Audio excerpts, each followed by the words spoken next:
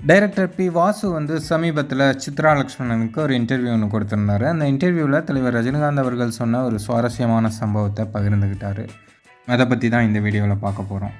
தலைவர் ரஜினிகாந்த் அவர்களுடைய வீட்லேயும் சரி, அல்லது அடிக்கடி அவர் வேறு எங்கேயாவது போனாலும் கண்ணாடி வந்து அதிகமாக பார்ப்பாராம். ஒரு நாள் டைரக்டர் பி. வாசு வந்து தலைவர்கிட்ட கேட்டிருக்காரு, எதுக்கு சார் இத்தனை கண்ணாடி வச்சுருக்கீங்க, அடிக்கடி கண்ணாடி பார்த்துட்டே இருக்கீங்களே அப்படின்னு கேட்கும்போது தலைவர் சொன்ன விஷயங்கள் தான் இப்போது உள்ள ஹீரோக்களும் சரி, இளம் ஹீரோக்களும் சரி, இல்லை பெரிய ஹீரோக்களும் சரி, எல்லாருமே அவர்கிட்டருந்து கற்றுக்க வேண்டிய விஷயமா இருக்குது. தலைவர் என்ன சொல்லியிருக்காரு அப்படின்னா, இப்போ வந்து நான் ஒரு பெரிய ஹீரோவாக இருக்கேன், எனக்கு வந்து எத்தனை ஃபேன்ஸ் இருக்காங்க. அப்போ வந்து நான் கண்ணாடியை பார்க்கும்போது எனக்கு என்ன தோணும் அப்படின்னா, உன்னெல்லாம் போய் இவ்வளோ பெரிய ஹீரோவாக்கியிருக்காங்களேடா, மூஞ்சியும் கலரும் அப்படின்ட்டு எனக்கே என்னைய வந்து கம்மி பண்ணிக்க தோணும். ஸோ நம்மளை பார்க்குறது அப்படியே மூஞ்ச இந்த கண்ணாடியில் உன்னையெல்லாம் ஒரு பெரிய ஒரு ஸ்டார் ஆக்கியிருக்காங்க, தலையெழுத்து அப்படி என்ன நானே பார்த்து நான் விமர்சனம் பண்ணேன்னு வச்சுக்கேன், மண்ணில் ஏறாது. அது எதுக்கு இதை பண்ணுறேன் அப்படின்னா, என்னோட அந்த புகழ் பேர் இதெல்லாம் என் தலைக்கு ஏறிடக்கூடாது.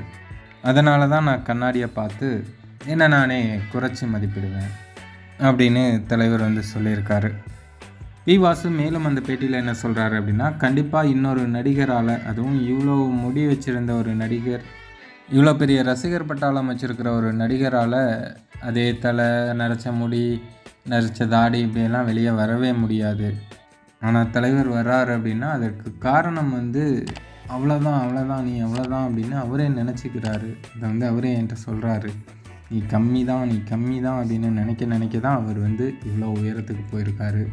இன்றைக்கும் அவர் வந்து அசைக்க முடியாத அந்த சூப்பர் ஸ்டாராக அந்த நம்பர் 1 இடத்துல ஜொலிக்கிறதுக்கு அவருடைய அந்த மனப்பான்மை தான் காரணம். அதனால தான் அவர் இன்றும் யாரும் அசைக்க முடியாத சூப்பர் ஸ்டாராக இருக்கார் அப்படின்னு பி. வாசு வந்து பேசியிருந்தார்.